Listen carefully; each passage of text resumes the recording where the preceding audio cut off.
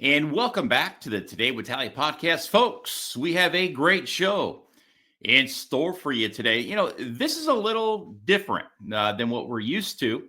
I had a friend of mine reach out to me yesterday with a screenshot.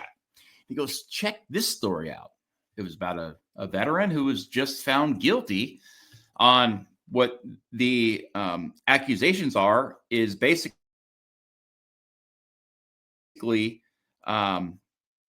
stealing government funds, if you will, stealing money from the VA. And so this guy says, hey, do you know this guy? I'm like, yeah, I actually do. I think he was in like one of my first 5 podcasts that I ever did over 2 years ago. This individual is Jeremy Harrell. That's right. The founder of Veterans Club in Kentucky. I believe that's it. Yeah, it's Veterans Club in Kentucky. They do a lot of equestrian work and, so on and so forth. I want to read a story that WDRB in Louisville put out so I can kind of set this up for you guys so you know exactly what's going on here, because this is Jeremy Harrell's opportunity to set the record straight here, to explain exactly what happened, so other veterans out there and podcasters and everybody who's looking for clickbait can actually get to know a little bit about Jeremy and what these accusations are and what he was found guilty of doing. Because when I read this story, I said, that's not the Jeremy Harrell I know. But if you don't know him, you're just automatically just going to sling mud and, you're not going to dig into it anymore. Well, that's what I'm here for today. We're going to dig into it. We're going to find out exactly what happened and what he's doing now after the case when he appeals his latest conviction. Now, the founder of the Veterans Club, Jeremy Harrell, was sentenced to 6 months in prison on Monday. Jeremy Harrell faced a maximum of 10 years in prison. Unfortunately, this is never an outcome you prepare for, Harrell says.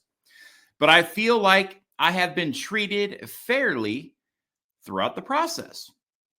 Harrell says, I have to just trust the judicial process. A federal jury in Frankfurt convicted Harrell of theft of government benefits in August after he received more than $100,000 in unemployment benefits that he wasn't eligible for, says the VA. Now, the Iraq War veteran says that he suffers from post-traumatic stress. He started receiving VA unemployment benefits in 2011 and founded the nonprofit in 2019, Veterans Club. Prosecutors argued that Harrell was working 40 to 60 hours a week while running the Veterans Club, receiving unemployment benefits, and lied to the government about it. Prosecutors said evidence confirmed that Harrell, as the active and successful founder of Veterans Group, could maintain substantial gainful employment, leaving him ineligible to receive the benefits from 2019 to 2023. On Monday, the judge mentioned more than 50 letters of support for Harrell that he received from people who know him. The courtroom was packed with supporters as well. Harrell is required to pay the restitution, and the judge has not decided what the amount will be. Now, Harrell is set to report to prison on January 28th of 2025. You can't make this stuff up. Harrell is still currently the CEO of Veterans Club.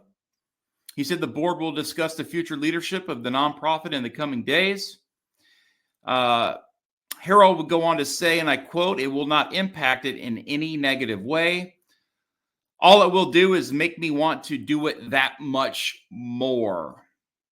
We are going to expand our advocacy. There's one more thing to advocate for now, he says. One more thing to stand up for and to bring awareness to. We're going to continue to do that at a high level. Almost sounds like could be the Pipe Hitter Foundation Part 2, Kentucky style. And with that, we are honored to be joined by Jeremy Harrell, the founder and CEO of Veterans Club. How are you, sir? Doing good. How about you? I'm hanging in there, just hanging in there, and heard about your story yesterday, and I was reading it. I was shocked at what I was reading. Can you explain to our listeners exactly what TDIU is and how you were on it and what the indictment or how the indictment was read to basically force you into a courtroom and find them, you guilty of these charges? Yeah. So my knowledge of TDIU is it's a rating that they give certain veterans who don't quite qualify for the 100% rate, but because of their level of disability, they are considered totally disabled. It's just that, for example, in my case, I was 70% disabled with IU, meaning that because of my disabilities, they believed that I could no longer work and maintain substantial gainful employment. And this was many years ago when I got this rating. And so essentially what it does is it's supposed to eliminate the disparities between folks who may not meet the criteria for 100%,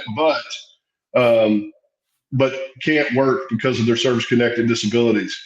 I'll be honest with you, Brian. I don't like the TDIU rating because it's so loose and it's so gray that it sets veterans up just the same way it did for me.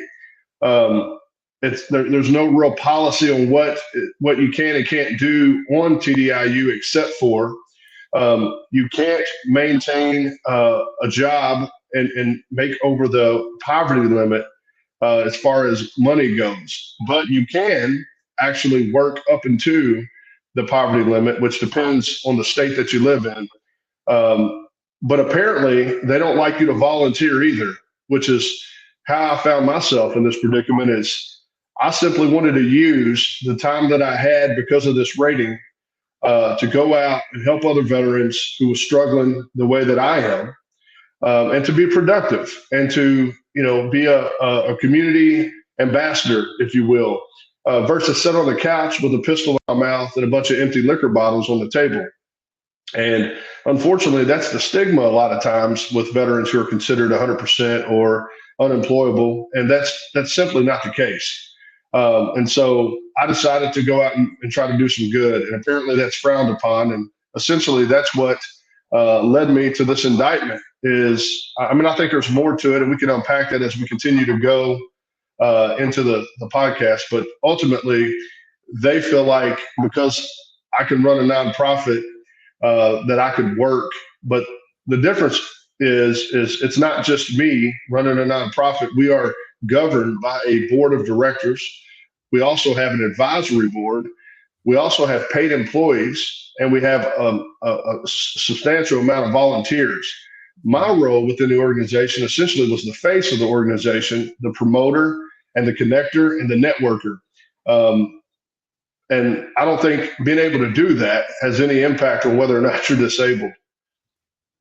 So you're the conduit, and the, the engine behind the nonprofit. I know you grew it extraordinarily fast. Yeah. And you've gotten a lot of really good media and a lot of really good press since you started Veterans Club. And it's been proven to work and be effective. Right. Now, you were 70% individual unemployability, which basically I think it says you can't make over a certain amount of money per year, right? Is it like what, $13,000 or $18,000 or something like that? Honestly, I'm not sure exactly what it is, but it's whatever the poverty threshold is in the state of Kentucky, and then any other state where someone's IU. It's something. It's right around that area. It's not very much money at all. It's very marginal, but I don't know the exact number. Yeah. So do you pull a paycheck from Veterans Club? I guess would be the main question here. Yeah, so that's a really good question. It's a question that come up a lot through the trial. At a 5-day trial, it was probably the highest form of torture I've ever been through, but nonetheless, it come up a lot, and I've never received a salary, a paycheck, even mileage from this organization. I have never accepted a dollar, and but the initial complaint, they say the anonymous complaint come in that they thought that someone thought that maybe I was, making money through the organization or taking money from the organization. And when they had a forensic accountant from one of the agencies look through my accounts, they realized that I haven't taken a dollar. They even admitted that when they come and questioned me after the indictment. It's important to note that they never did question me before the indictment while I was being investigated. They questioned me after. So when they found out, my question was, well, when you find out that I wasn't taking any money or I wasn't doing any of that, why didn't the case close? But instead, they went a different route and try to come at me this way. And so it's just proof to me that they wanted to do something to me. They were trying to find a way to do that.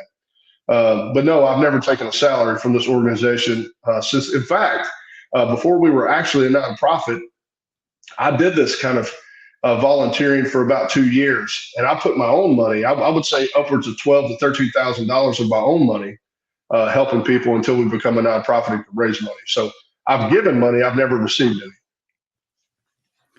You're 70%.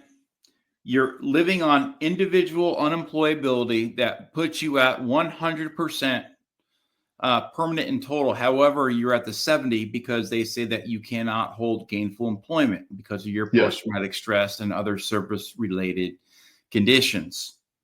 Now, I want to know if they go through your bank account and your records and they do a forensic audit on this and they find no trace of you taking any money from Veterans Club or even drawing a paycheck at that, how can this jury find you guilty with the accusations that were put against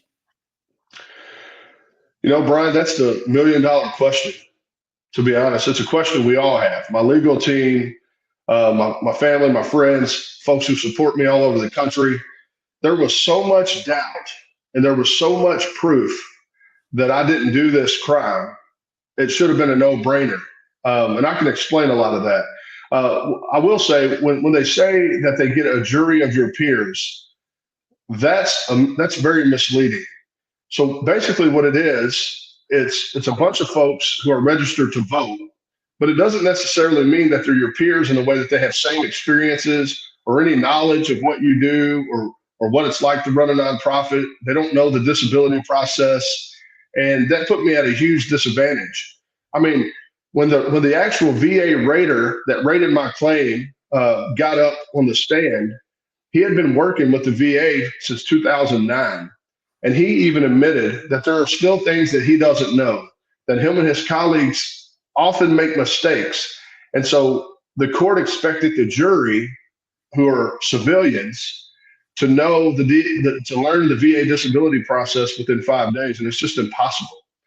And then you put on the complexity of my case, which is not like I have a broken back and I was powerlifting. That would be pretty cut and dry. This is mental health. This is mental in nature. It's very subjective. It's not something you could put in a box. And we had the agent, the OIG agent, get on the stand. And my lawyer is asking, is there anything that Mr. Harrell would have ever received from the VA that states he could not volunteer or that there was a restriction on volunteering? And the agent says, no. That's the first point. The second point is whenever the examiner from the VA who did my compensation and pension exam that I was never supposed to have again, whenever she did that, she got on the stand and said that she had confirmation bias and that she was pressured because the agent was asking her to do this exam. And so she was very nervous and unsettled when she gave me this exam. And even with both of those things said, and even with a Social Security Administration document that said they also looked into my situation and said that I was not involved in substantial gainful employment based on their special determination, yet the jury they still got it wrong. And I wish I had a better answer on why they couldn't comprehend or why they couldn't understand what was being said. But again, it's a high stress environment. These folks have no idea about the VA disability process, and I think they heard numbers like $100,000, $200,000, and I think they just latched onto those numbers and thought that would be an automatic salary for me had I taken a salary. But they don't understand that working is different than volunteering, and here's why. If let's say I worked at Ford Motor Company, which is a big employer where I live, I have to go in every day at the same time, have to clock in, have certain rules and restrictions and responsibilities. No matter how I'm feeling that day, I have to go in. If I don't go in over a certain amount of days, I lose my job and lose my livelihood.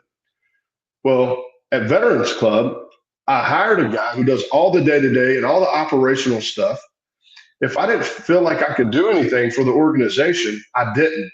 Sometimes that was weeks, sometimes days, or sometimes I would come in and go, man, I can't really do it today. I'm having a hard time, and I could leave without any issue and without any loss of, income. So that's much different than working at a 9-to-5. So that's what we were trying to prove to the court, is that this was more a therapeutic outlet for me and an opportunity for me to have mission purpose, which veterans, we need that. And when we don't have that, we isolate and then oftentimes take our own lives. And so, yeah, that's the big difference here is I was the guider of my own ship. I had my own rules. I didn't report to anybody. I had no evaluators. That's much different than working in a traditional 9-to-5 job. Sure. You were healing yourself through healing others with equestrian therapy and all the other camaraderie and all the other events that you guys do. It's a club. It's a club. Right. Yeah. So you're hanging out with like-minded individuals who are going through the same pain, suffering, mental anguish, physical pain, whatever it may be, from the military. These are your fellow veterans. Now, the only thing that I could think of on why anybody would want to bring even these charges, and at best, it just doesn't seem like there's really anything here. Now, who owns, is there assets in the actual nonprofit itself? And if it is, are those in your name? No, we do have assets. We have a Sprinter van that was donated to us by Mercedes. We have a 15-passenger van. We have a box truck, and we have an office. Those are in the organization's name, so Veterans Club Incorporated. And see, what a lot of people may not know is that no one person owns a nonprofit. So I don't own the nonprofit. I'm just the founder and the CEO of the nonprofit. The nonprofit is governed by a board of directors. So in reality, if the board of directors found that I wasn't, that they didn't want me to run the organization anymore, even though I founded the organization, they could vote to remove me. I want to make that clear, is because a lot of people think that I own it. And the way that the VA has written up their press releases in the Department of Justice and things like that, they kind of make it like I started this business and that I have all these assets, and that's not the truth. No one person owns anything within a nonprofit. So that's often confusing to some people, but that's the truth. Now, it's my understanding, Jeremy, that if you would have been at 100% permanent and total, everything you're doing would have been A-OK, and there would have been no indictment. That's right. And that just boggles my mind, right? Because when someone's 100%, if you look at the definition of 100%, it says total impairment. Now, that seems weird that you can be totally impaired, be 100% disabled, but have the freedom to run $1 million company. Or I know some guys that are 100% that are chief of police in different small cities. You can do anything. There's no limit. But if you're 70%, which is not total impairment, then you can't do anything. And I just find that interesting. And one other point to make, Brian, is that one of my lawyers has an undergrad in mathematics at a pretty tough private school here in Kentucky, and he did some math, and he presented this to the rater when the rater was on the stand. He said, "So if Jeremy made the minimum wage, just to make it easy, which in Kentucky is $7.25." If Jeremy made the minimum wage, but he worked 80 hours a week at Walmart as a door greeter, would you all have investigated him as long as he remained under the income threshold? And they said no. And so he says, well, how in the world do you investigate a guy who has volunteered for less than 80 hours and received no money? Why would he be the focus point of an investigation? And Brian, to be honest, if I was able to make money and work a job, I wouldn't want to be on disability. I mean, I'm not, that to me seems more morally wrong, because essentially you're double dipping. But that's the truth, and it makes no sense, right? So I can't volunteer for 60 hours. Now, I want people to understand where they get the 60 hours. They got that on the back of our 990 form, which our CPA fills out. He doesn't really know the hours that I'm here or what I'm doing in those 60 hours. And in fact, very rarely is it 60 hours. He just put a number on there because typically it don't matter when you're volunteering. But I will say this, even if I was here that many hours, I'm not doing Veterans Club official business all those times. Our headquarters is essentially a community center. We have vets all the time come in and out, we talk to, we sit down with. We have other agencies come here. In fact, the VA itself here in Louisville, Kentucky, they have their town hall meetings at our headquarters. They give flu shots out of our building. Now, just because I'm here doesn't mean I'm doing official business. This is a place where veterans go and they connect and share camaraderie. So we were trying to differentiate that too, but they had no interest in hearing that. They were set on what they wanted to do. But yeah, I just wanted to share that I could have made money and worked 80 hours and no problem, but I couldn't volunteer and make no money. That was an issue. I don't know where that makes sense. I don't know how that's a law anywhere. But I just wanted to share that with the listeners so they have a better understanding of what that looks like. I mean, I can only understand, or imagine, how demoralizing this is on a combat veteran who raised his right hand in defense of this country, and the service and the sacrifice and the combat operations that you were a part of, to only come home broken, if you will, and at least broken spirited. And you try to do something that will help heal you and others through camaraderie and the connectivity, through horses, through equine therapy. And, that works. And you aren't in your room, wanting to just end it all and living this horrifying life of anxiety and depression while you are self-isolating. It's almost as if that's where they want you. Yes. And I live those days still today. I mean, I'm a chronic pain sufferer, and I also suffer from anxiety and depression.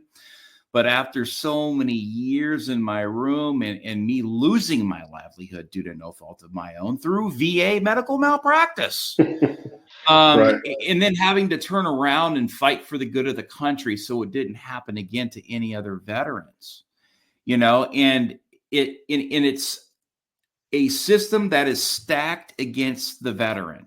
Absolutely. And it has always been stacked against the veteran. I know this to be fact because I get emails, phone calls, text messages on a daily from so many veterans, and weekly and monthly. and now it's been stacking up yearly, because I got hurt in 2016 January, and it's been almost 9 years. And there's so many veterans that reach out to me because they're like, oh, this guy will understand. I'm going through similar circumstances. I can't get the help I need at the VA or from my congressman or through patient advocates. So I'm going to call this Brian guy and he'll understand. And I tell people, look, I'm not an attorney. I'm not a 501c3. I'm going through the same stuff you are. I just happen to stand up and fight for what's right. And I didn't get any money for it. It was just for the good of the country. And so I try to tell them the same thing, like, hey, you have a voice, I can't be everybody's voice. And I said, use your voice and advocate for yourself in a positive way. Well, I can't do that. I just don't know how to do it. And so that's why I started this podcast, Jeremy. A lot of the stuff I do is veteran related, so the folks that are in their room can listen to an hour and say, I know exactly what they're going through. And then perhaps get some inspiration and some encouragement to stand up again and begin living the life that we were all intended to live. Yes. But instead, the system wants to point fingers at you because you're doing honorable work out in your community. Yeah. It's as if in this country, now, the more you bring to the table, the more you contribute to this country in an honorable way, the more you are punished. Absolutely. And the least you contribute now in this country, the more you are rewarded for it. And that right there is a broken system. And I all know way too well and how this broken system works because I've seen it right in front of my face. I've lived it. I still live it to this day. And it is egregious. And it is disheartening to know that so many veterans out there are going through so much. And yet everybody comes out and says, oh, we need to prevent veteran suicide. Oh, we need to do this. It's all a facade. Oh, yeah. Because they're keeping you down. They want you medicated. They want you in your room. They want you to be dependent upon the system. Yeah. You get up and you do something honorable, and they punch you right in the gut. Now, how does that make you how does that make you feel? Do you feel completely disenfranchised now? Do you say, why do I even want to help my veteran? Why? Why? If this is how they're going to treat me, why did I even do this in the first place? Yeah, I mean, absolutely. I feel it's the highest form of betrayal. When I see a piece of paper that said United States of America versus Jeremy Harrell, I couldn't believe it, man. It was one of the hardest things I ever read in my life.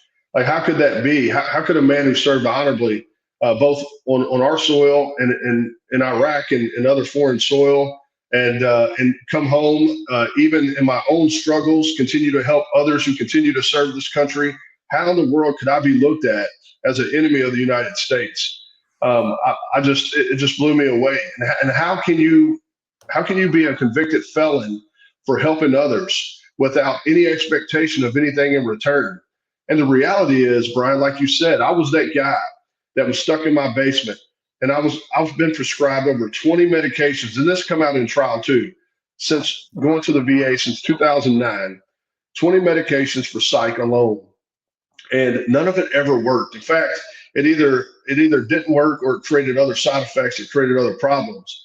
And so the thing that worked for me, the best medicine that I've ever taken, was to be able to sit in front of another veteran who was hurting, share our stories with one another, and help them overcome it and create that camaraderie and connection so that we can lean on each other.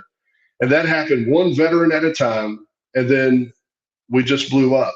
We blew up because we were doing the work that matters. We were so highly effective that even the VA said, we would like to have town hall meetings at your headquarters because more than likely veterans will come there before they'll come here. I've had the chief experience officer at the VA here in Kentucky say, you single-handedly alone rebuilt the trust between VA and veterans. And now here they are destroying that trust. I can only do so much to reduce the stigma, but they didn't help me in that regard. In fact, what they're doing is they're prosecuting a man they say they love veterans. They're supposed to be the number one agency for veterans, but then they prosecute a man who has shown year in and year out how much he does love veterans. And we've created amazing programs that have saved the lives of thousands all over this country. It's not just a local thing.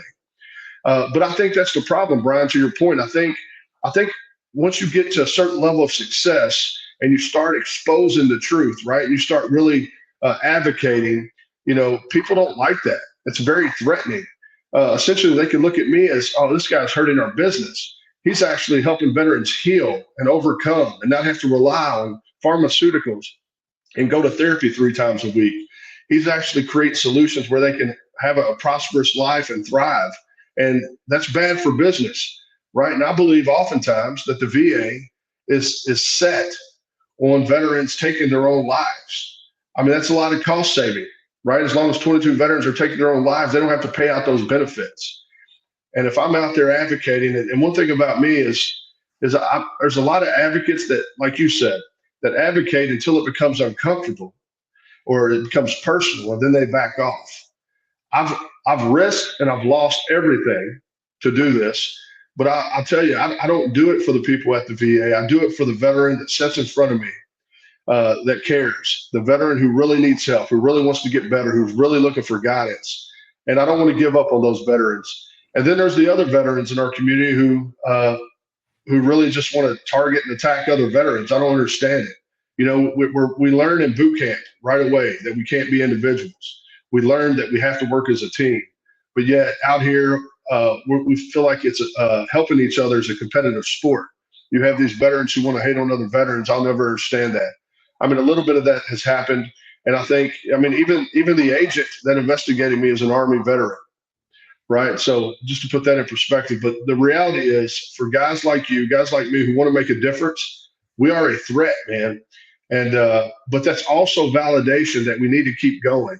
And we need to realize that we don't just do it for the veterans who are naysayers or for the ones or the agencies who come after us. We do this because it's the right thing to do. And like I've always said, I will never stop doing the next right thing just because it's threatening to someone else or just because it may be unpopular. So, I'm very heartbroken, to think that the VA puts all these ads out about how we care and we're looking out for the best interests of the veteran. I haven't experienced that. They've proven it. They've shot themselves in the foot by doing this to me because they thought it would go a different direction. They thought, well, we'll do this. We'll show that we're not going to put up with veterans, quote unquote, taking advantage of the system. But here's the deal. There was no advantage taken. Everything that they've given me, I've earned. I raised my right hand. I served honorably. I went to war when they told me to. I did the things there that they wanted me to do. And I come home and they promise you got to be healthy to join. You were in the Marine Corps. You understand that. They say that if you come back and you're not the same level of health as when you left, we're going to take care of that. Well, after this happened, I've heard from no one at the VA. So it's almost as if now I don't need the care that they promised to give me, or that they don't want to give me the care that they promised to give me. So yeah, man, it's definitely heartbreaking, but at the same time, it creates a fire inside of me to keep going, to keep pushing. And I'll never let the enemy win. Incredible. And I'm I can testify that, the pills are real, the pill mill. And, unfortunately in my case, when I nearly lost my life in January of 2016, that went all the way for 4 months when I had a bone eating staph infection that was eating me alive from the inside out, that I staved off in miracle fashion. I need to take a lot of medication, and it screwed with me a lot, and it still does. Cognitive, type issues. I do this podcast to help others and to get stories out there, and I literally have to have all these different sets of notes here. And people will say, notes. What are these notes? These are words. These are words that I write down that I often forget. There has been so many times I'm doing a podcast and it's such an easy word. Like, for example, sometimes it could be the word rationale or it could be validation. Oh yeah. I'll forget what's the word, and I'll be like, oh shit, what's the word? I'm on a podcast, and I can't. And I've got dead air time here, and I look over, and I'm trying to. Oh, that's the word I was thinking of. Vulnerable. I was looking at. I was trying to figure out what word that is, because I was on 40 pills a day for well over 4 years, and for the last 5 years, I've been on anywhere between 20 to 30. Now I'm sitting right at about 20 pills a day out of about 13 different pill bottles. Man. And unfortunately, I'm so chronic to this that if I don't take my meds, my body tells me. And I can go out and I could do an equestrian therapy, and it'll make me feel good, and it will connect you to that animal because I have done it, and it's very real, and it's very raw, and it's very vulnerable. You know, you get in there and you start telling your stories, and you know, you kind of drop the pack, and you're able to really get in to having this moment of basic tranquility. To experience something you're not thinking about all the time in your head, that anxiety, that depression, that rapid heartbeat. Me, I'm tired a lot because I don't sleep. I'm up. I have a paralyzed bladder. It is one of the things that they left me with. I've got my spine's gone. I've had multiple surgeries. I've got a freaking paralyzed bladder. I can no longer reproduce, or it's all broken. So it's been 9 years, and so, you look at, my mental health on top of my physical health. Am I doing everything I can to help myself? Yes. I eat 1 time a day. I drink a ton of water. I do everything that I'm supposed to be doing. But still, it's still a hard walk, and I consider myself to be a strong man after being so weak and broken for so many years, after what happened to me. And I can only imagine, like, your average veteran may not have that same drive that maybe other veterans may have, or like veterans like you or me that, that are still in the fight every single day, no matter, and it hurts, but this is our only option. Do you want to live, or do you not want to live? If you don't want to live, go sit in that room.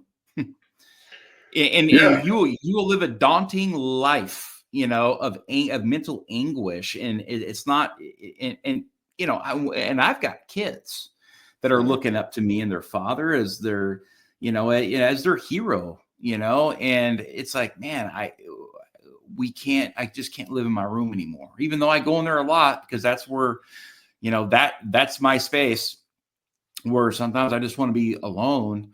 And that's what you provide at Veterans Club, so that's so true. Like, so many veterans get so pumped up on meds that you really can't come off them. And me, like I said, I have so much stuff ruined inside my body that I have to keep taking these meds, because that's my lifeline, to get through the days. You've got this going on. You get indicted. You're found guilty. Now you're a convicted felon, correct? That's right. Yeah. And you're due to report to prison this next month. And it's weird that I even just said that about Jeremy Harrell. Like, the words, like convicted felon, prison, Jeremy Harrell, like, those words really don't go together associated with your name.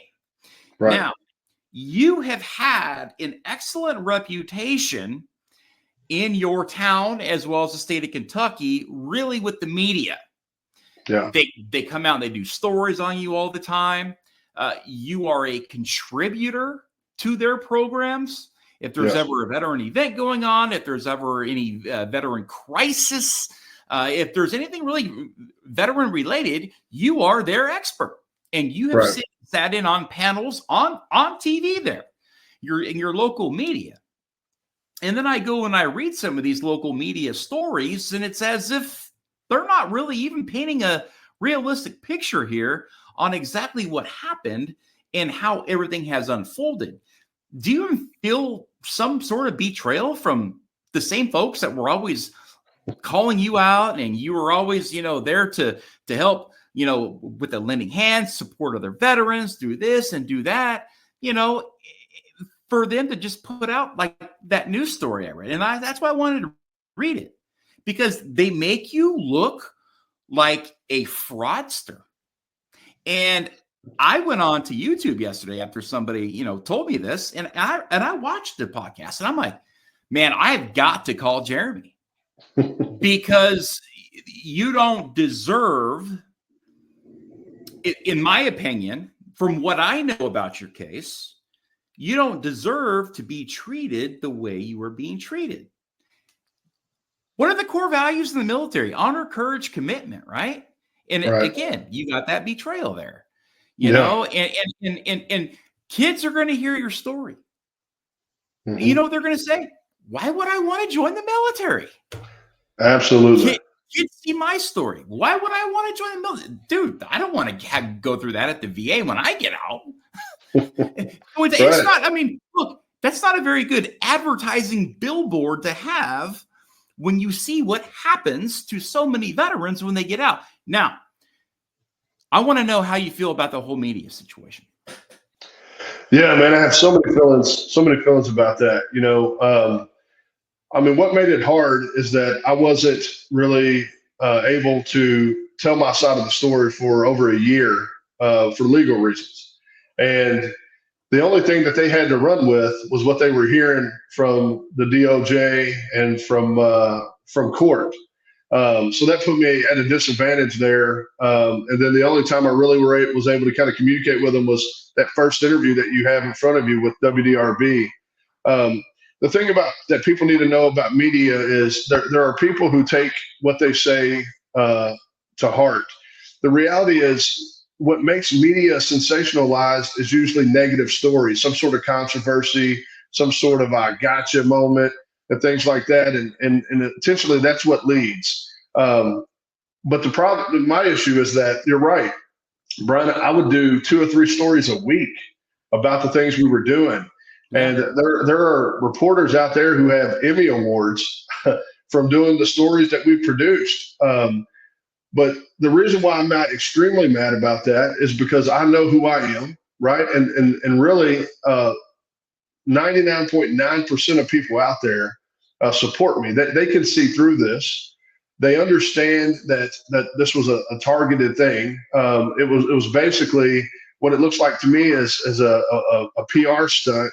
And it's some sort of campaign by the VA, OIG, and by the Department of Justice. Let's find this guy who has this attention, and let's create a hard time for him.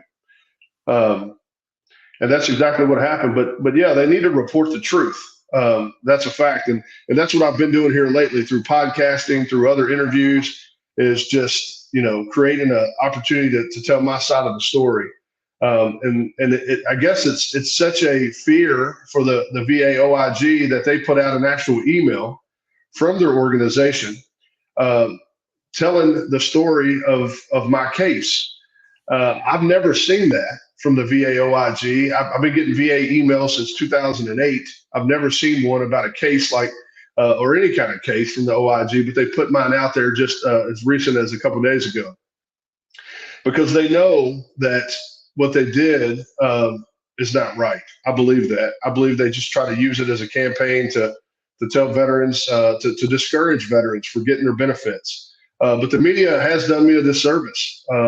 And here's the thing: when I turn this thing around, which I will, God's in this. There's going to be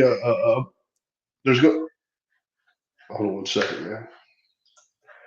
Somehow Siri popped up there.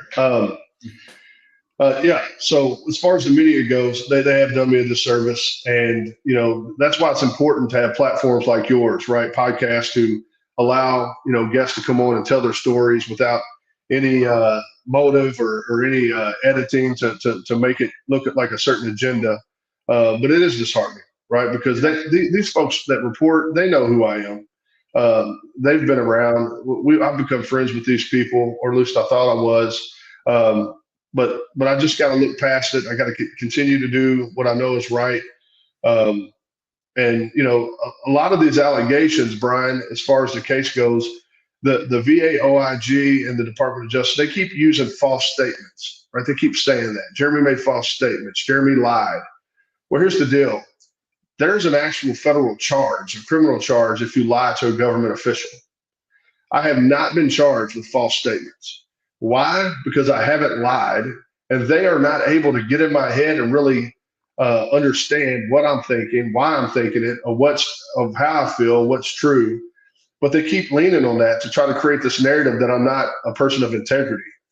The judge mentioned at sentencing, when I'm standing in front of him, he said, I think I seen maybe a speeding ticket on your record. And I said, yeah, I have one speeding ticket from 2008 in Brooksville, Kentucky. That's the only thing on my record. I've had a history of following rules.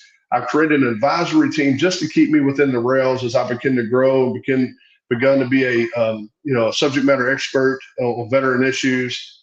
And if I wasn't a man of integrity, then these people wouldn't cover me. There's so many people out there they could call, right, to answer some of these questions. But the fact is we'll never be able to overcome. We should be, but we'll never be able to overcome the sensationalism of a negative, controversial story. It gets much more clicks than a story of someone doing well, and that's unfortunate. But that just tells you how broken our society is. Hey, Brian Talley here with the Today with Talley podcast. Are you looking to advertise with the podcaster? Why not be me? We will help take your business to the next level, folks. It's easy to do. All you got to do is go to briantalley.com. That's briantalley.com. We have 3 packages. We work with any budget, folks. We have the bronze, the silver, and the gold packages to work with you. We work with any budget. If you want to be a show sponsor, contact me, briantalley.com. I look forward to working with you and your business. Now, back to the show. Yeah.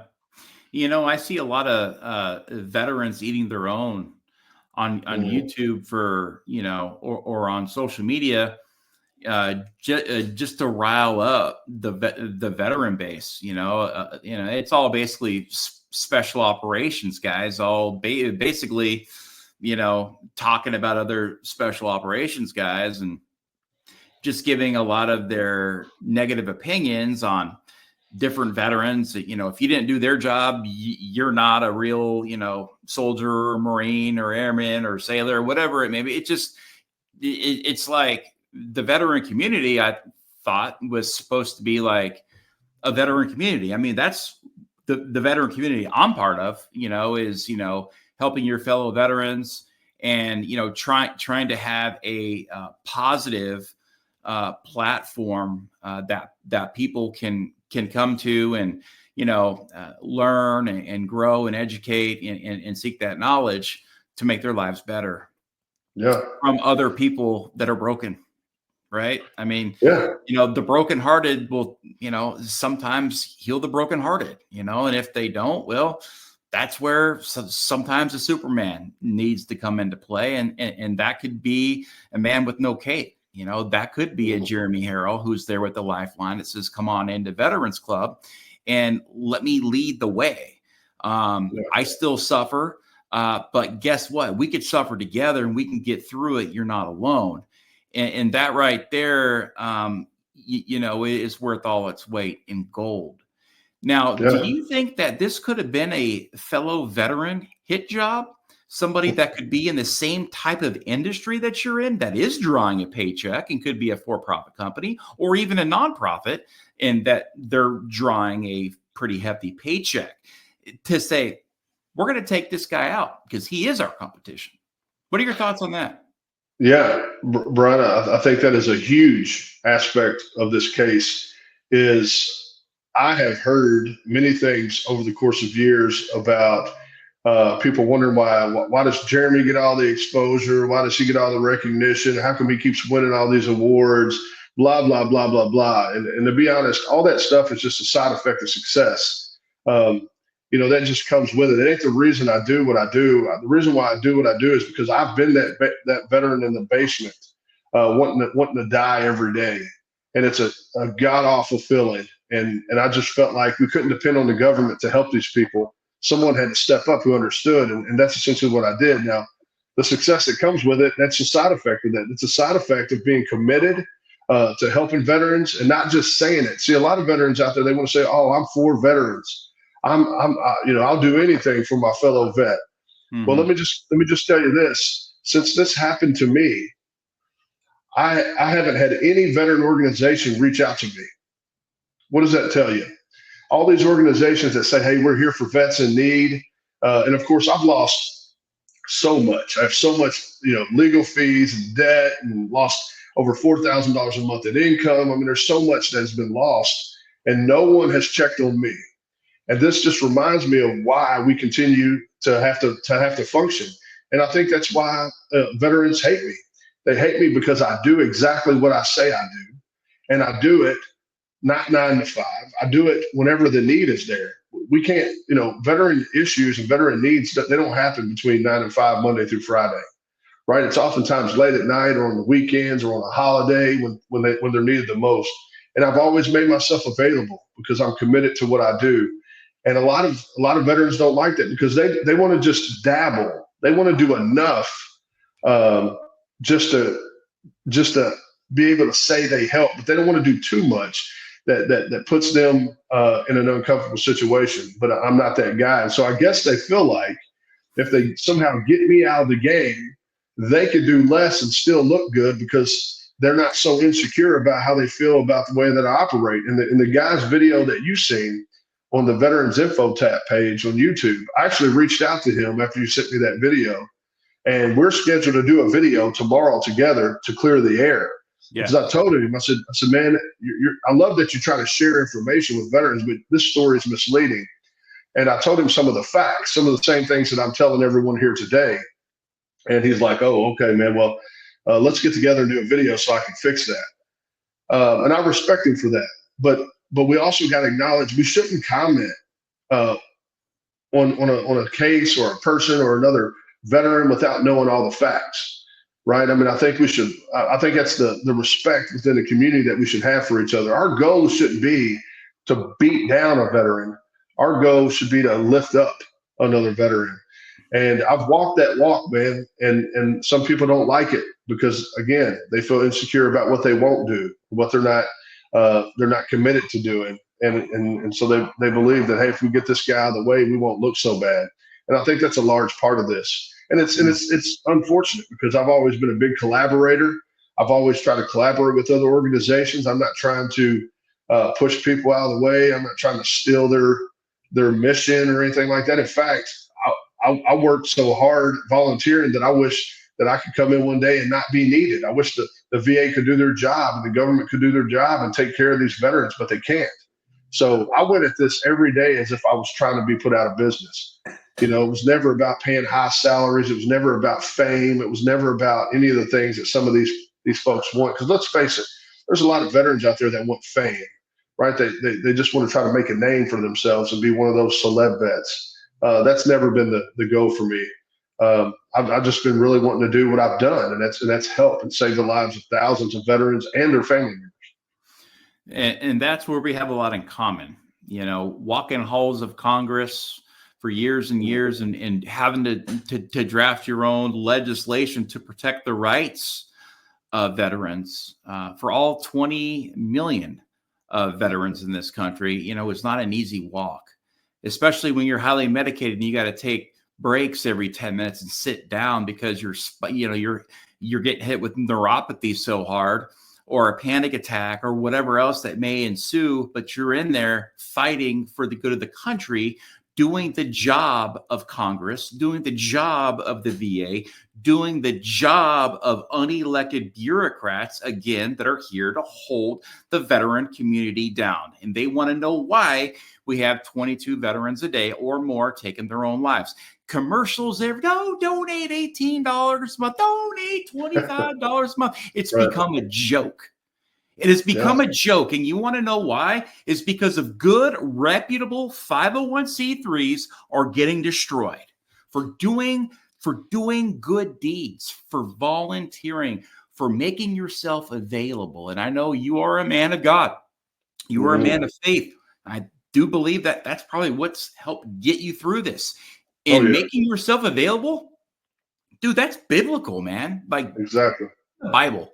Make yourself available for your fellow man, because that's just the honorable way to work, right? That's the honorable way to go about what you're doing. You are in the business, so say, you are in the volunteer sector of saving lives. Because let's face it, we have a big problem in this country. We have an epidemic. Now, what have you learned from this?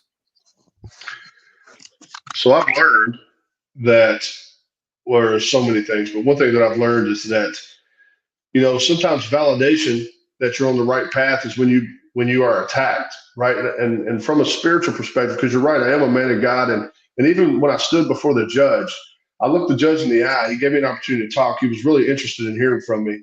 And I told him, I said, Your Honor, with all due respect, no matter what happens here today, I will continue to do what I have been doing. And I said, I get this from Matthew 22. Matthew 22, it says, the first two commandments. The number one is to love Jesus with all your heart, your mind, your soul. And the second is to love your neighbor as yourself. And that's the foundation of everything that I do. Of course, I want to help veterans, and I have, and I will continue. But I've helped people who aren't veterans, people who haven't served. When I go and I do homeless outreach, I don't ask them if they're a veteran. And if there's three people standing there and one of them's a veteran, I don't not give the other two a hot meal, right? That's just not the way this works. And so yeah. So I mean, it's the foundation is my spiritual walk, and I'm going to continue to do that. And I'm going to do it to the best of my ability. And now I have another path of advocacy, right? Because what happened to me cannot happen to another veteran. Because here's what's happening. I'm receiving phone calls, Brian, of veterans saying, hey, I coach my son's ball team. Does that mean that I'm going to lose my benefits and get indicted and go to prison? And a couple of years ago, I would have said, no, absolutely not. But I can't say that anymore, man, because I'm literally going to walk up to a prison in January and ring a doorbell and say, hey, I'm here to serve. And all I've done, man, is sacrifice. And it's not about recognition. It's just the facts. I've sacrificed. My wife and my family have sacrificed because they've allowed me to do this mission, which I call a ministry, right? They've allowed me to do this to help these people. And I didn't want anything in return. I just wanted people to quit killing themselves. I just wanted veterans to get the respect and the dignity that they deserve. I wanted them to know that there's people out there that legitimately care. It's not about stats. It's not about numbers. It's not about percentages or grants. These are people's souls, man. These are people who raised their right hand to serve this country, regardless of their MOS, regardless of whether they were SF or not. They stepped up to the plate. There's only a small percentage, maybe 7% of Americans who ever do it. And I just want to make sure that they know that they're cared about. If I didn't have to do it, I wouldn't, but I feel like we have to. And I feel like now we need to do it more than ever. So yeah. So I mean, this is something that's going to be ongoing. And again, I'm gonna be raising the roof.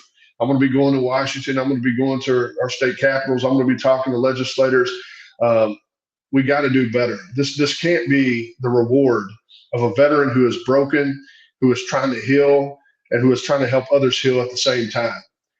Because here's the deal. We know the VA can't do it alone. And if they start discouraging veterans from helping each other, that number, that 22 a day, is going to rise. It's going to continue to rise, and there's going to be a lot more fallout. The divorce rate with combat veterans is 80%. Now imagine if there's no one out there to help them that they feel comfortable with. And a lot of veterans, they don't like going to the VA.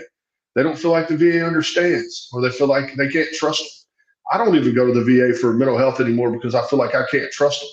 They literally put all of my most private conversations and records on display in an indictment, and also and for 5 days in a court. They put my whole life on display. Every dark thought I ever had, they put that out there for the world to see, and I can't trust them. So what's that mean? That means that we have to find alternative ways of coping, and that's what Veterans Club exists. And even the director of the VA here in Kentucky has said at public events she has said no one has ever been able to fill the gap in any of the VA systems I've worked in for the last 30 years like Veterans Club. And so if you think that lends its hand to that deserves a prison sentence and probation and loss of income and all these things, well, you obviously don't understand. So I'm hurt by it, man. Like I said, I feel very betrayed. I feel like I didn't want a bunch of recognition either, but I definitely didn't think I would get a felony. Only in America can you receive a felony for helping people, and that's the way I look at it. That's a sad state for our country. Jeremy, that's going to push a lot of people away. It's going to push a lot of good-hearted people away. And what's left? The wolves, right? That's right. So the wolves are left to kind of clean up the mess and start, getting all that cash coming in again. Let's sell the shirts, let's sell the hats. Right. Let's have no transparency on where the money goes, and let's just put out a couple funny, dark, humored veteran memes that promote the use of alcohol and promote the use of violence and promote, everything that's going to help keep the veteran down. But it's funny and, it gets clicked and it gets shared and, but again, that's not going to do the veteran any good in the long run, like what you're doing or like what I've done in Congress to get legislation passed. I mean, again, we've both been destroyed by the VA, and the VA is not all bad. I always want to say that too. The VA has got a lot of good too, and I have a good working relationship with the VA as well as members of Congress. I mean, hell, I've got another bill right now in Congress with a friend of mine that knows my story and wants to do better by the VA to serve his fellow veterans as well, because he's in there with a good heart and says, this can't happen. Again, so there's a lot of areas where they failed Brian and thousands and tens of thousands of other veterans before him. Right. But we don't know about it because maybe their medical malpractice ended in death, or they were too broken to ever get back up. And in my case, dude, I was 99% done. I had nothing left to give. I had 1% left, and I began to get 1% better every single day. And that will never be completely whole. I'll never be whole again. Right. But if I get 1% better every single day until I die, well, that means that I've been trying to live a better life ever since what happened to me. And I fail a lot. Sometimes you hold steady. Sometimes you go back 1%, and sometimes you move forward 1%. But that's what living is. That's this walk in life, and that's what makes life worth living, because you don't ever know what you're going to get on the other side. It could be dark, it could be bright. We don't know. That's the walk. That's the storm. That's the journey. That's the path. That's what we're destined to do. I have another question here for you, Jeremy, and I really appreciate you coming on because, like you said, you don't have other, veterans, groups or organizations reaching out. Well, guess what? I'm not a veterans group or an organization. I'm your friend. And if it's not the popular thing to do or say right now to be your friend, well, I'm going to come out and do the non-popular thing, and I'm going to stand with you. Because I believe in everything that you do. I would have never invited you to be on my podcast over 2 years ago if I didn't see the good work that you were doing in the community. And that's what we do. We want to elevate, right? We want to elevate this vulnerable and at-risk population. And it's the veteran community. Extremely at risk, extremely vulnerable. And again, when I saw your story, it angered me. Because of the population is so vulnerable. I've had people on my podcast that have taken their lives after my podcast 8 months later or a year and a half later, after telling me their success story. Yeah. And here we are now. Right. You are one of the healers because you have healed yourself and continue to heal yourself through healing others. Again, what more of a brotherhood or camaraderie could you ever want and ask for? So Right. I'm going to ask you this. How many jurors were on your case? I believe there were 22. 22 jurors. Okay. Yeah. 22 jurors, not 12 or 13 or whatever it is. Well, let me think about that for a second. I think there were 22 possibles. I think we picked around 12. Yeah. You have alternates. Yeah, there were alternates. Yeah. Right. So not exactly sure. It was less. It started out like 22 and we narrowed it down to around 12, 11, 12, something like that. Right. And then there were alternates. Yeah. Okay. Yeah. So say there's 12 and then you have your alternates. So let's just say, just for a number, there's 12. In order to get a conviction, all 12 of those jurors need to convict you, correct? Yes. And if there's one holdout, it would be a mistrial and you would be found not guilty, correct? Yes.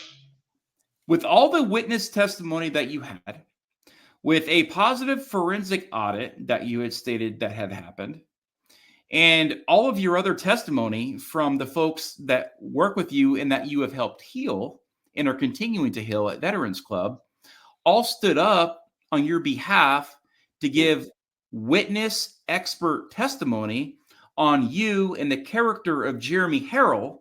How could these 12 jurors legally and ethically and morally find you guilty of the crimes that they were accusing you of? Yeah, but before we get into that question, Brian, I just want to touch base on something you said before. You're right. There are a lot of people in the VA system who are good. A lot of providers who are good. When I say VA, I'm specifically talking about the Veterans Benefit Administration, not the healthcare side, and talking about VA OIG. So I just wanted to make that clear because you're right. There's a lot of people on the healthcare side that are great. But as far as the jury goes, I don't know that they made an ethical or moral decision. I think there are a lot of factors. I think before you even get started in a trial, they see that you're there and they believe that the government probably brought you there for a reason.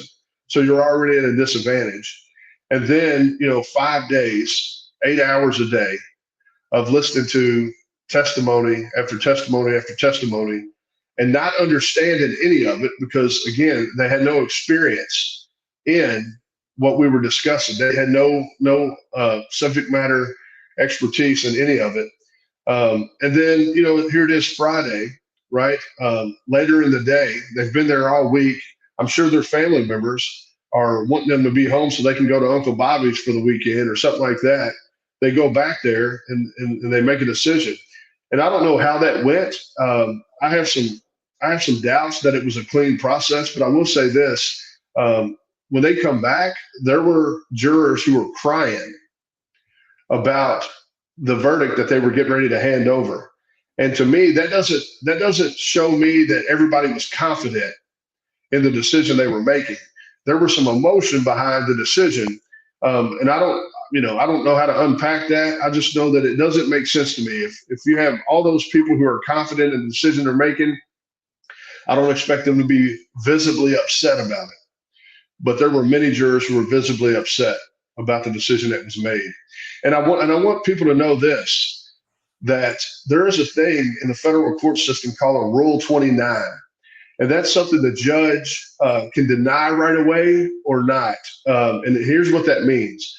At the end of the prosecutor's case, when they rested their case, the defense, in order for me to have an appeal, the defense has to ask the judge to rule on a Rule 29, which is a motion to acquit me of all charges based on lack of evidence from the prosecution. The judge, 99.999% of the time, denies it. He says no, but it's just a formality so that the defendant gets an appeal. Well, this judge, my judge, he reserved his right.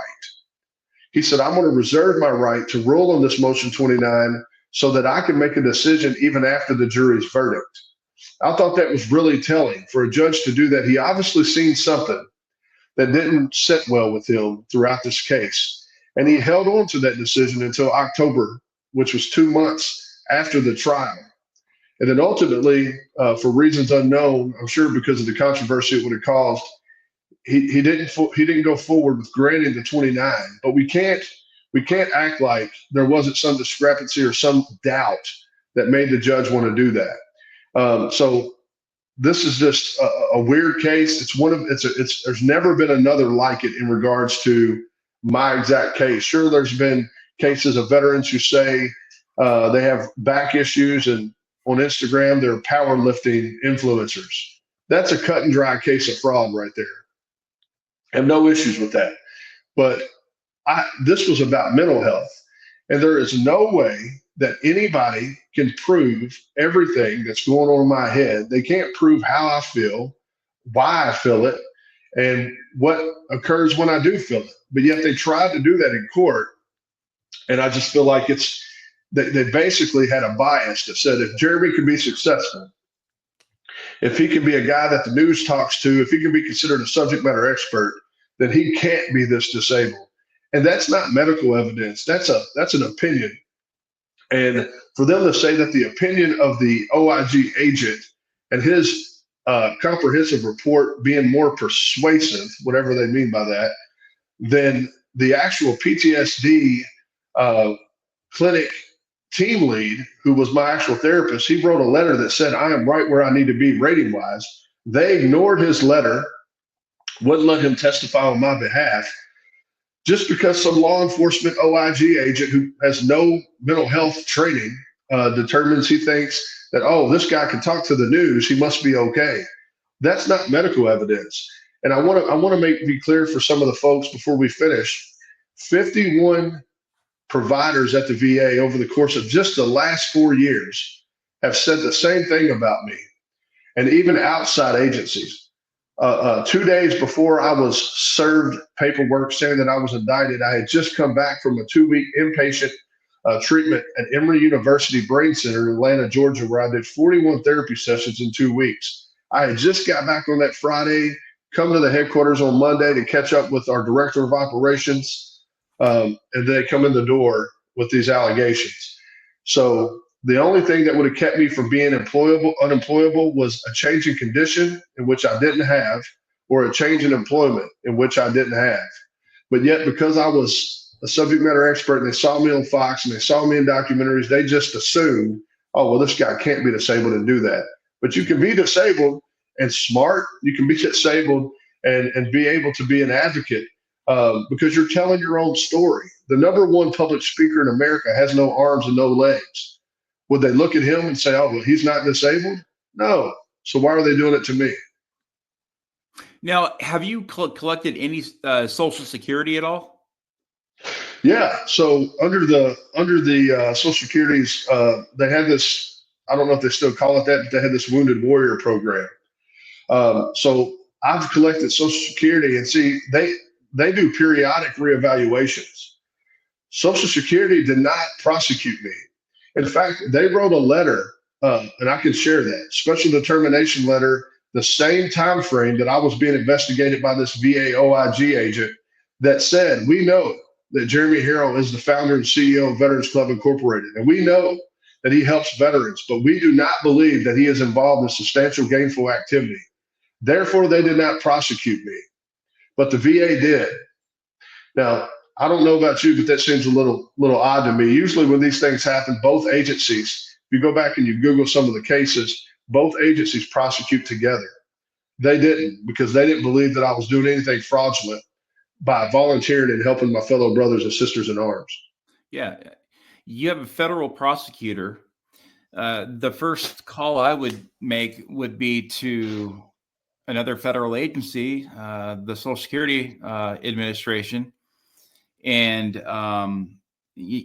get their take on it, because again, these two agencies should be communicating, and if they aren't communicating, it just goes to show that everything that we have said here and have been saying for years and years and years is we have a broken system.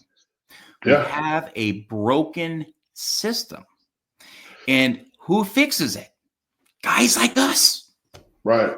just citizen advocates that care.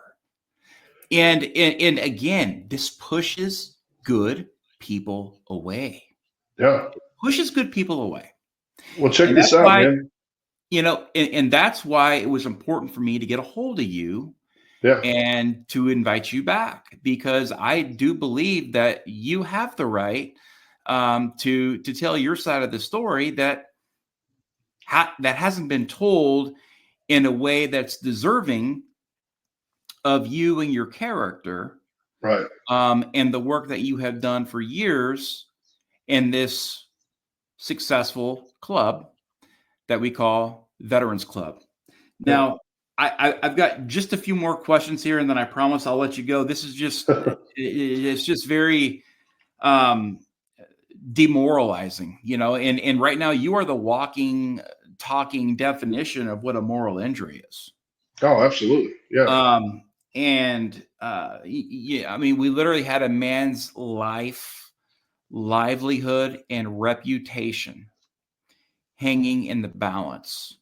Years and years and years of building a great, rock solid foundation, reputation within a community that needs help. And here it was being destroyed in days. Yeah. In days. Yeah. Have you reached out to President Trump's team, or your attorney reached out to his administration to look and see if they can do a possible pardon before you even hit that cell block? Yeah. Yeah. So I've been in contact with some incoming members of the administration. There's a lot more to do, and that's what I'm currently doing now. There's a lot of veterans out there. I do want to be clear for the listeners that while the agencies themselves may not care for me, the amount of support that I've received from veterans I've served, from community leaders, state leaders, even leaders of this country has been phenomenal. And there's a lot of people right now that are writing letters to send to the Trump administration, but to local leaders as well, to let them know what's going on. Nobody is okay with this. The only people that are getting on this train are the 5 and 6 veterans who didn't like me to begin with, right? Those veterans that we talk about, Brian, who are jealous, who feel like they tried to do something, couldn't get it up and running. But for the most part, I have a lot of support, including yourself. So we just got to continue to take the fight all the way to the top, and I'm committed to that. The thing about me is, if I was a guy that lay down and quit, I would have killed myself years ago. But I found Veterans Club. And Veterans Club has saved my life. I looked at the judge again, the 20 minutes that I got to talk to him. I looked at him and told him that if it wasn't for Veterans Club, I assure you, sir, I wouldn't be on this side of the ground. Veterans Club has been the lifeline for me. And when I figured out that would help me, that's why we started bringing other people in. It has saved me. It has saved many other veterans, like we've been talking about.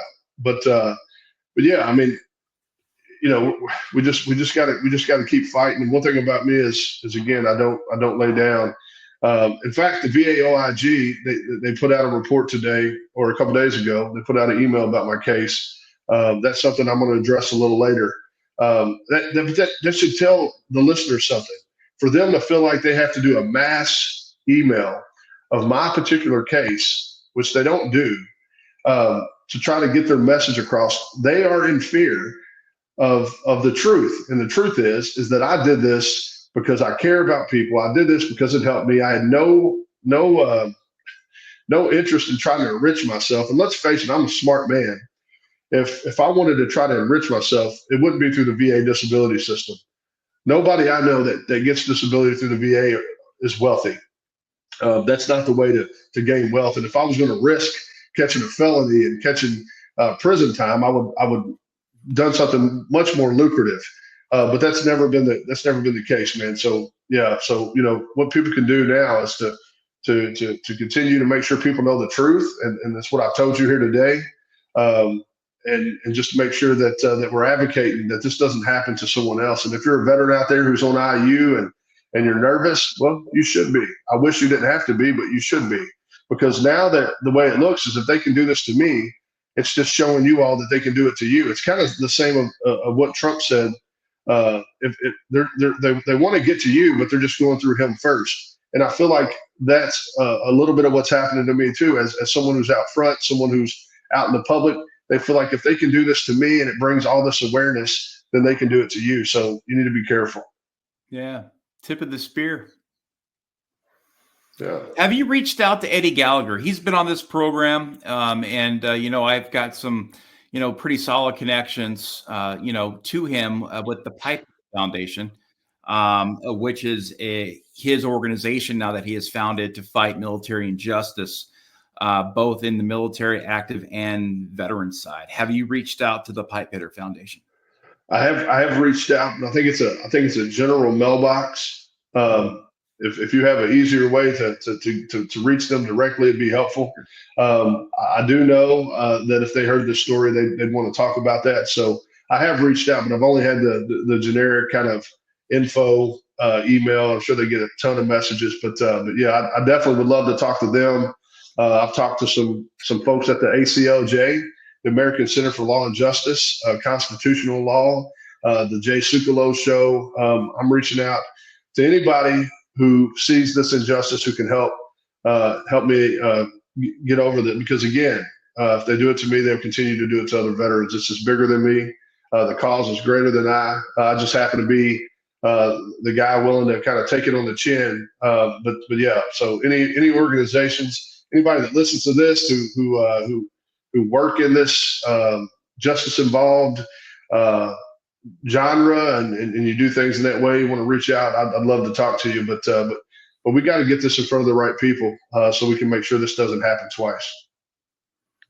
I'd be pretty ticked off if I went somewhere like Emory and spent 2 solid weeks away from my family and did 41 in-person treatments and get home and be served. It would be like, well, there went the 41 treatments. Yeah. Well, let me tell you a little bit about that too. This is going to, in the context of that. So the treatment modality that they use is called prolonged exposure therapy. And essentially what they're trying to do is to get veterans who have these triggers. You write these triggers down and they challenge you to go out and face them, right? To put yourself in those positions in hopes that you become desensitized to it and you can do the things that you've always wanted to do. So I found that interesting, right? Because I would go out to these places. For example, I don't like theaters very well. I don't like to be sitting in the middle of a theater. That's just one example. But so one of the exercises was for me to go to a theater and sit there as long as I could and try to overcome that sense of fear that comes with that. Well, essentially, when I told them what I do with Veterans Club, they say, you do prolonged exposure therapy every day because you're out doing the things that recreate and relive, get you to relive these events every day. So you're doing that already. So this is highly encouraged. They think that it's one of the best forms of therapy for PTSD amongst veterans. And here I am doing it every day with my organization. And yet 2 days after I come back, I get indicted. It's really a disservice. And the VA itself has multiple studies of veterans volunteering as a means to get that mission purpose and to overcome depression and anxiety and things like that. They have their own studies. And here I am doing that with my organization, but also benefiting other veterans. And somehow, some way, they believe that's criminal. I don't understand. Yeah, man. From everything that I see here, that from all the evidence that I've heard and have, read and, what we've talked about, even off record, that this is a terrible injustice. Mm-hmm. And if I were you, I would definitely keep some receipts, and always remember the folks that were standing with you and the folks that turned their back on you, because I think that's very important as well. People want to be, want to surround themselves with, with success, and then with success, oftentimes, comes that, like you said, the side effects of it, and that's, people being jealous and and so on and so forth. And, you know, the whole jealousy, I don't get either, because it's you against you. It doesn't matter what that guy's doing. You just stay in your lane. You just do what you do, and you put your information out there. And if you're getting good feedback, that means that people like what you're putting out there. If you're not, that means that people, one, may not know about you yet, or two, maybe they just don't like what you're putting down. Right.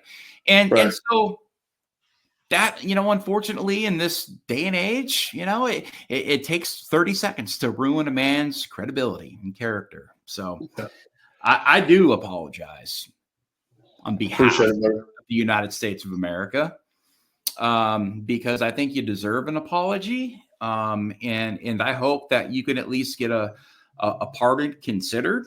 And I hope that Eddie Gallagher can see this. And I'll drop him an email as well to the Pipe Hitter Foundation, and see if we can't get you some help in that route, because I know that if you appeal this, and I believe you probably are appealing this, as you should, that's where folks like the Pipe Hitter Foundation can come in and speak on their behalf. And let's face it, Eddie Gallagher was facing life in prison.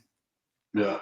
Life in prison. That was another big, strong injustice right there, man. That was a terrible story. I mean, to do that to such an honorable man who's dedicated his life. I mean, and think about, you know, SEAL training, all the stuff that he's been through for this country. And they're so quick, man, to turn. They're so quick to turn on you. One day you're on the mountain, the next day you're on the valley. It's heartbreaking to see. I just don't understand it. I just really don't, man. I don't think anybody can really explain it to me in a way that it makes sense. But again, that's the whole reason we got to keep standing up and keep fighting. Amen, brother. Amen. You know, and, you know, that's an honorable family.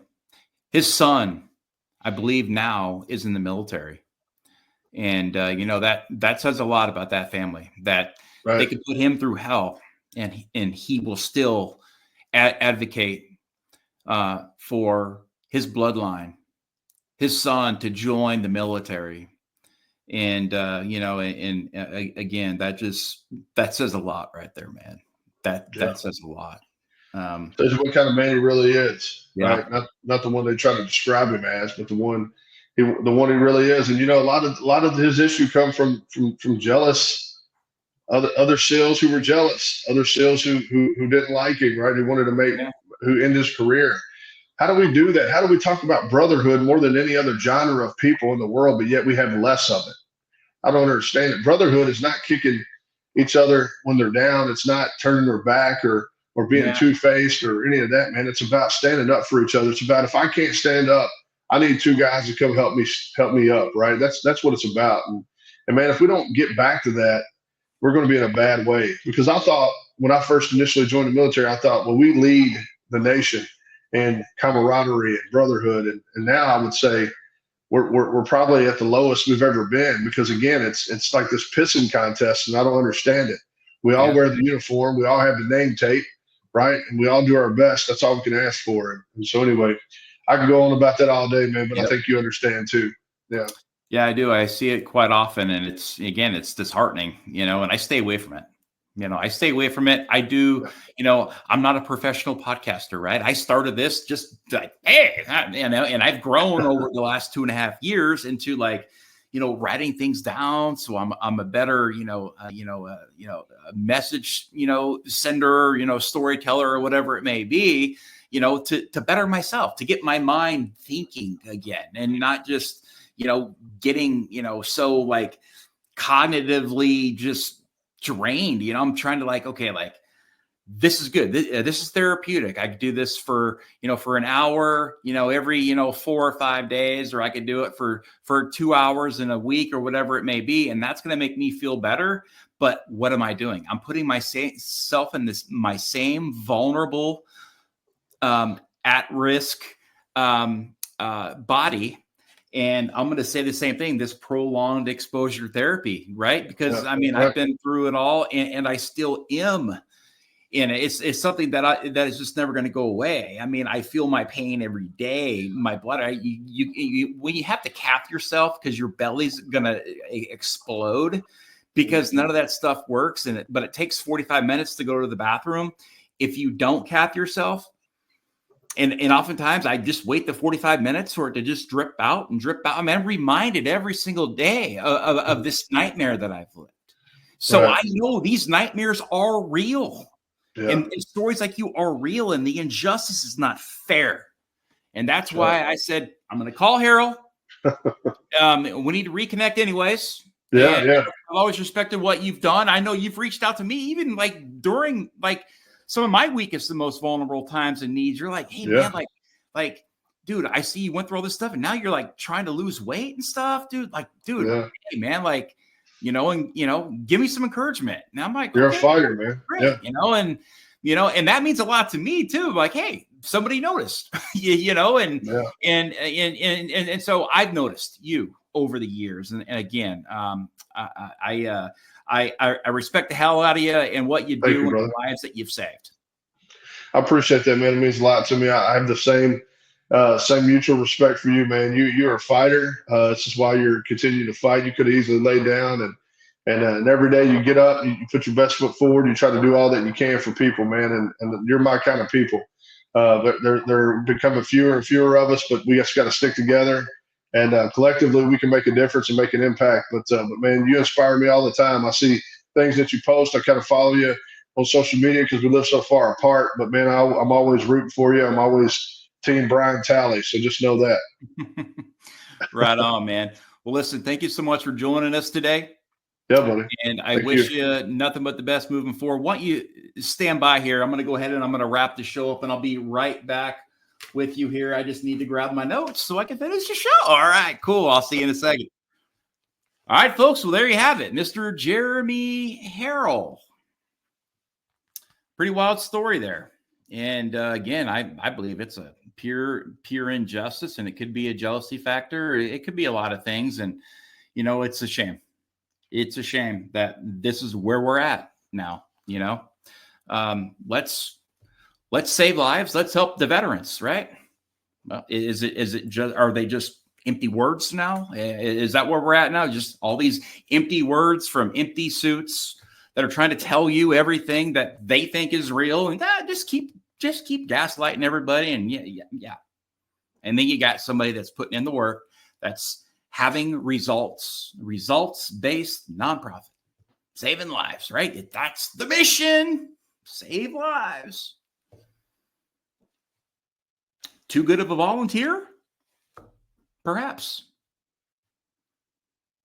But I know another convicted felon that's doing pretty well right now. And that convicted felon's getting ready to lead this country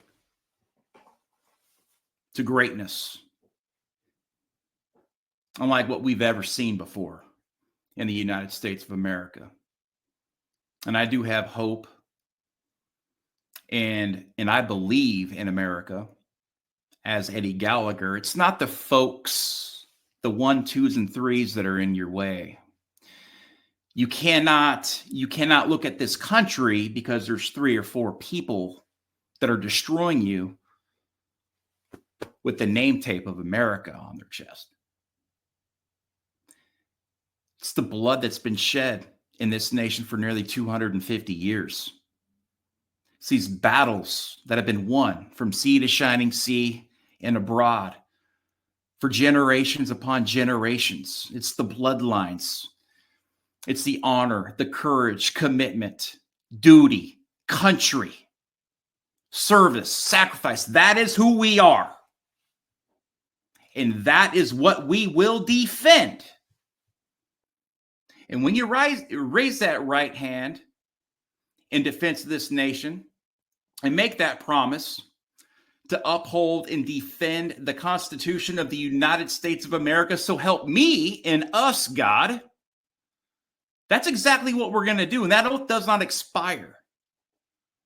So if anybody ever tells you, oh, you were a Marine when you were in your early 20s. So yeah, you're an old head now. Oh, bullshit. I take that oath. And that is an oath that lasts a lifetime. As Americans, we have a duty to be Americans, and that's to stand up and fight for what's right and use your constitutional rights to do so. To do it in an honorable way, not to go burn cities down, not to go burn police stations down and cop cars and destroy the livelihoods of businesses in your towns. That's okay. We had a vice president nominee, a candidate, that allowed his state and city to burn.